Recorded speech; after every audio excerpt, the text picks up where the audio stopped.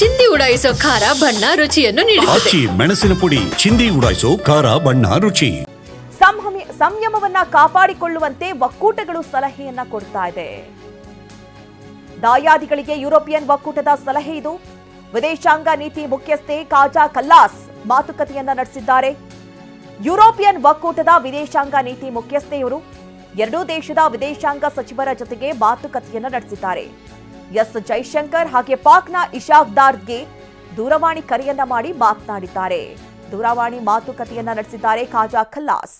ಗಡಿ ಉದ್ವಿಗ್ನತೆಯಿಂದ ಯಾವುದೇ ಪ್ರಯೋಜನವಾಗೋದಿಲ್ಲ. ಪಹಲ್ಗಾಮ್ ದಾಳಿ ಬಗ್ಗೆ ಖಲ್ಲಾಸ್ ಜೊತೆ ಜೈಶಂಕರ್ ಕೂಡ ಚರ್ಚೆಯನ್ನ ನಡೆಸಿದ್ದಾರೆ. ಭಾರತ ಆಧಾರರಹಿತ ಆರೋಪ ಮಾಡ್ತಾ ಇದೆ ಅಂತ ಹೇಳಿ ಒಂದ್ ಕಡೆ ದಾರ್ ಆರೋಪವನ್ನ ಮಾಡಿದ್ದಾರೆ. ನೋಡಿ, ದೂರವಾಣಿಯಲ್ಲಿ ಮಾತುಕತೆಯನ್ನ ನಡೆಸಿದ್ದಾರೆ ಕಾಜಾ ಖಲ್ಲಾಸ್. ಗಡಿ ಉದ್ವಿಗ್ನತೆಯಿಂದ ಯಾವುದೇ ಪ್ರಯೋಜನವಾಗೋದಿಲ್ಲ. ಪಹಲ್ಗಾಮ್ ದಾಳಿ ಬಗ್ಗೆ ಖಲ್ಲಾಸ್ ಜೊತೆ ಜೈಶಂಕರ್ ಅವರು ಚರ್ಚೆಯನ್ನ ನಡೆಸಿದ್ರು. ಭಾರತ ಆಧಾರರಹಿತ ಆರೋಪ ಮಾಡ್ತಾ ಇದೆ ಅಂತ ಒಂದ್ ಕಡೆ ಧಾರ್ ಆರೋಪವನ್ನ ಮಾಡ್ತಾ ಇದ್ದಾರೆ. ಪಾಕ್ ವಿರುದ್ಧ ಪ್ರಚೋದನಕಾರಿ ಪ್ರಚಾರವನ್ನ ಮಾಡಲಾಗ್ತಾ ಇದೆ.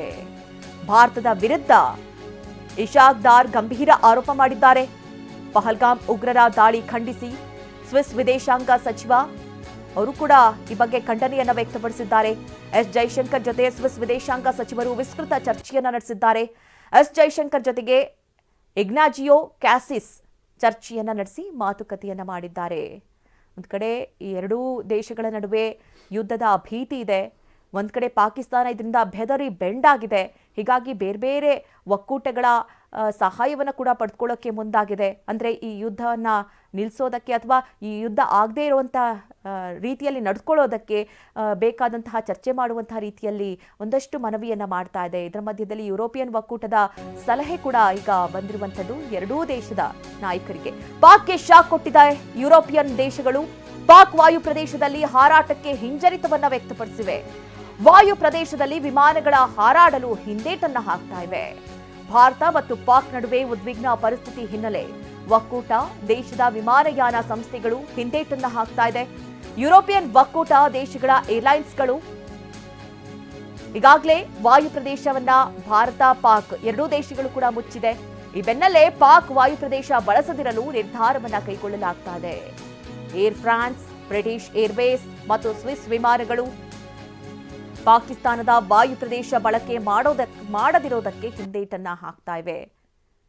ನೋಡಿ, ವಾಯು ಪ್ರದೇಶದಲ್ಲಿ ಈಗಾಗಲೇ ಭಾರತ ಮತ್ತೆ ಪಾಕಿಸ್ತಾನ ಎರಡೂ ಕೂಡ ವಾಯು ಪ್ರದೇಶವನ್ನ ಬಂದ್ ಮಾಡಿರುವಂಥದ್ದು. ಇದರಿಂದ ಪಾಕಿಸ್ತಾನಕ್ಕೆ ದೊಡ್ಡ ಮಟ್ಟದ ಪೆಟ್ಟೆ ಬಿದ್ದಿದೆ. ಆದರೆ ಇದರ ನಡುವೆಯಲ್ಲಿ ಮತ್ತೊಂದಷ್ಟು ಪೆಟ್ಟು ಅನ್ನುವಂಥ ರೀತಿಯಲ್ಲಿ ವಾಯು ಪ್ರದೇಶದಲ್ಲಿ ವಿಮಾನಗಳ ಹಾರಾಟಕ್ಕೆ ಹಿಂದೇಟನ್ನ ಹಾಕಲಾಗ್ತಾ ಇದೆ. ಒಕ್ಕೂಟ ದೇಶದ ವಿಮಾನಯಾನ ಸಂಸ್ಥೆಗಳು ಈ ರೀತಿ ಹಿಂದೇಟನ್ನ ಹಾಕ್ತಾ ಇರುವಂಥದ್ದು.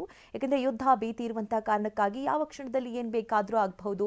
ಹೀಗಾಗಿ ಆ ಸುಳಿಯಲ್ಲಿ ತಾವು ಸಿಕ್ಕಾಕೊಳ್ಳೋದು ಬೇಡ ಅನ್ನುವಂಥ ನಿಟ್ಟಿನಲ್ಲಿ ಈ ರೀತಿಯ ಕೆಲವು ನಿರ್ಧಾರಗಳನ್ನು ಒಕ್ಕೂಟ ದೇಶಗಳು ತೆಗೆದುಕೊಳ್ತಾ ಇರುವಂಥದ್ದು. ಅದರಲ್ಲೂ ಯುರೋಪಿಯನ್ ಒಕ್ಕೂಟ ದೇಶಗಳ ಏರ್ಲೈನ್ಸ್ಗಳು ಈಗಾಗಲೇ ವಾಯು ಪ್ರದೇಶವನ್ನು ಮುಚ್ಚಿರುವಂತಹ ಕಾರಣಕ್ಕಾಗಿ ಅದನ್ನು ಬಳಸದಿರೋದಕ್ಕೆ ನಿರ್ಧಾರ.